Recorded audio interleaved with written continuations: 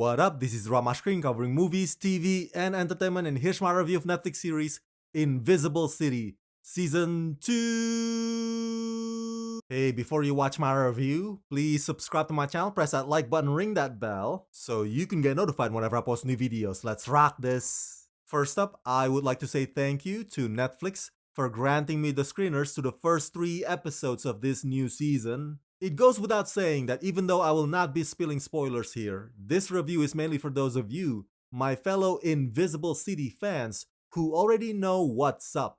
Wow, it's been 2 years now since the first season, and if you recalled, I quite enjoyed that one. And this show in totality does a marvelous job of introducing us to various mythical creatures in Brazilian folklore, including the environmentalist Curupira who had backward legs.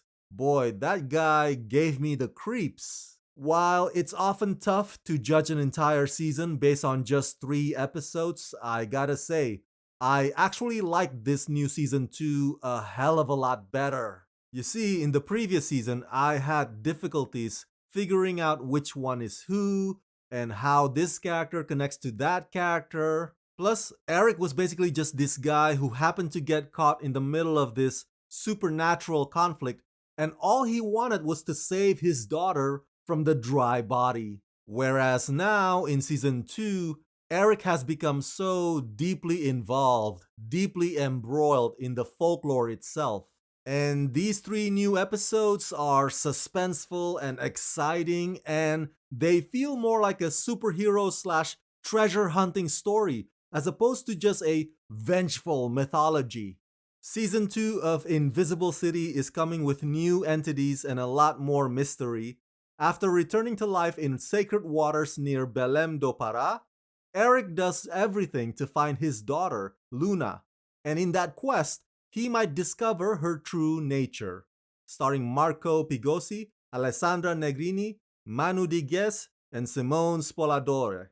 One of the downsides of Season 2 is that the story has moved on from some of my favorite characters in Season 1. Characters like the mermaid, Camila. Now, again, I only got to screen the first 3 episodes, so who knows, maybe they'll somehow bring Camila back in the subsequent episodes. But I truly miss the stunning presence of the actress who plays her, Jessica Corres. Now, I really mean it when I said that this time it feels like a superhero story.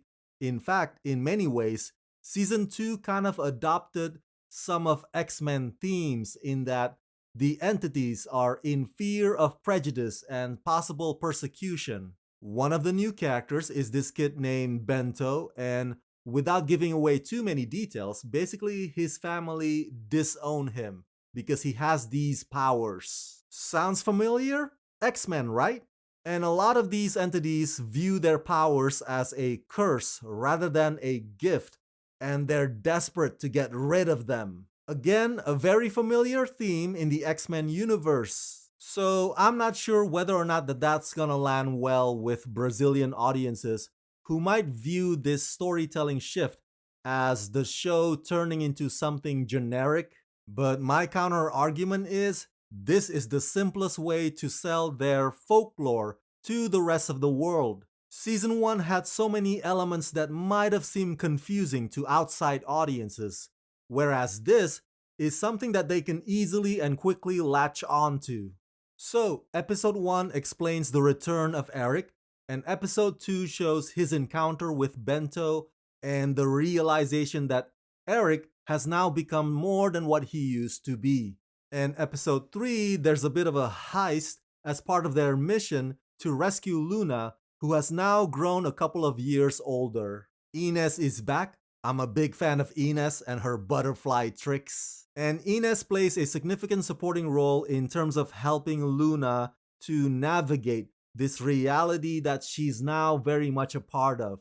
There's a new villain in town. Her name is Deborah.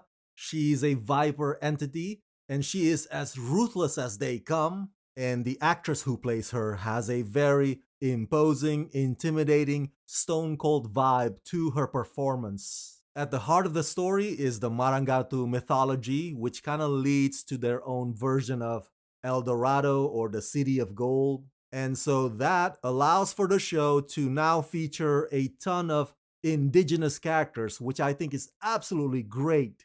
I'm just giving you broad strokes here. I promise you, I'm not spilling spoilers at all. But my point is, what I'm getting at is, season 2 is tantalizing. The lines between the good guys and the bad guys are already drawn from the beginning. It doesn't require you to play catch up. And even some of the visual effects for some of these new superpowers are quite impressive for a TV show this size. There's emphasis in making them look cool and leave you in awe. I cannot wait to watch the rest of this season 2 because these 3 episodes totally have me sold. It's really good to have Invisible City back. So let's have another round of this Brazilian adventure, shall we? Obrigado.